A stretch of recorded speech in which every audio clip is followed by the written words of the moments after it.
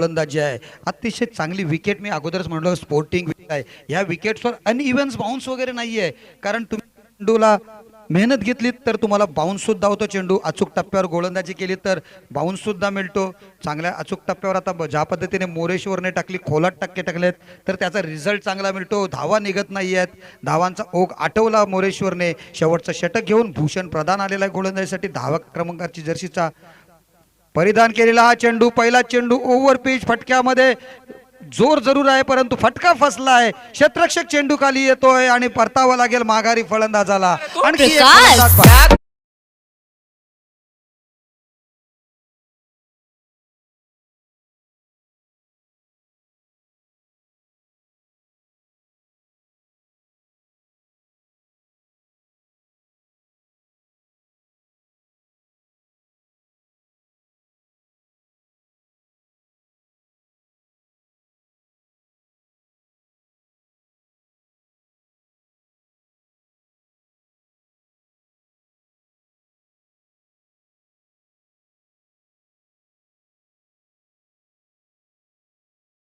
मधल्या किंवा अक्षी या प्रीमियर लीग मधील क्षेत्ररक्षकांचं कौतुक करावं लागेल, कारण कॅचेस ड्रॉप खूप कमी होत आहेत. आपण पूर्वीच्या स्पर्धा बघितल्या, मागील 2-3 मोठ्या स्पर्धा झाल्या, मोठ्या कॅचेकडून सुद्धा कॅचेस ड्रॉप झाल्या होत्या. उंचावर कॅच घ्यायला नवगावच्या मैदानात महाशिवरात्री चषकामध्ये बघितल्या, कित्येक झेल सुटले होते आणि ते पण दिग्गज खेळाडूंकडून. परंतु यावेळेला साखर किंवा अक्षी प्रीमियर लीग मधील जे क्षेत्ररक्षक आहेत ते खरोखर कोणत्याही प्रकारे चुका करत नाही आहेत. शेवटचं षटक आहे, शेवटच्या पहिल्या चेंडूवर सफलता प्राप्त केली भूषणने. नवीन फलंदाज आलाय सुनील बुरांडे, साथ देतोय तो यावेळेला फलंदाज कौस्तुभ वाटकरला. वाटकरने 4 चेंडूंचा सामना केलाय. खराब चेंडू नव्हता तर चांगला चेंडू होता, खराब फटक्याची निवड.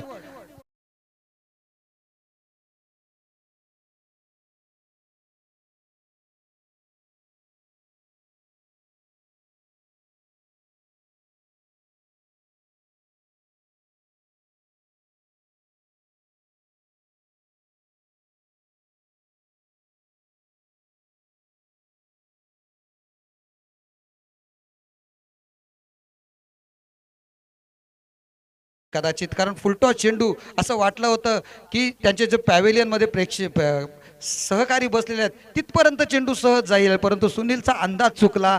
नुसता अंदाज चुकला नाही तर त्याला सरळ माघारी परतावं लागलं. गोल्डन डकचा शिकार व्हावं लागलं. आल्या पावली माघारी जावं लागलं. सुनील आला, सुनील बघितलं आणि सुनील गेला. परंतु कौतुक करावं लागेल ते गोलंदाज भूषण प्रधानचं. ज्या पद्धतीची मोरेश्वरने गोलंदाजी केली त्याच्या पावलावर पाऊल टाकून भूषणने सुद्धा पहिल्या 2 चेंडूंवर 2 सफलता प्राप्त केला आणि तो हॅट्रिकच्या उंबरठ्यावर.